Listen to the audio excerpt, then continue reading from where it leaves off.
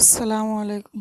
آج کے اس ویڈیو میں ہم بات کرنے والے ہیں اللہ کے رسول جناب محمد رسول اللہ صلی اللہ علیہ وسلم کے چند احادیث مبارک کے بارے میں، جو علم کے بارے میں اللہ کے رسول نے فرمایا ہے۔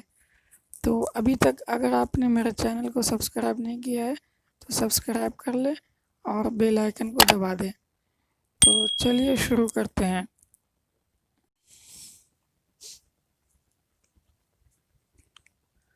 اللہ کے رسول صلی اللہ علیہ وسلم نے فرمایا کہ اللہ تعالیٰ جس شخص کے ساتھ بھلائی کا ارادہ رکھتے ہیں اسے دین کی سمجھ دے دیتے ہیں۔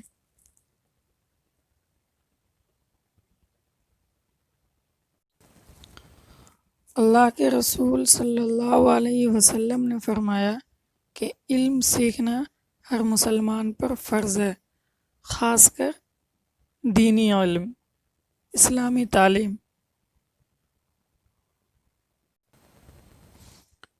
رسول اللہ صلی اللہ علیہ وسلم نے ارشاد فرمایا کہ جو شخص علم حاصل کرنے کے لیے کوئی راستہ چنے، اختیار کرے تو اللہ تعالیٰ اس کے لیے جنت کا راستہ آسان فرما دیتے ہیں۔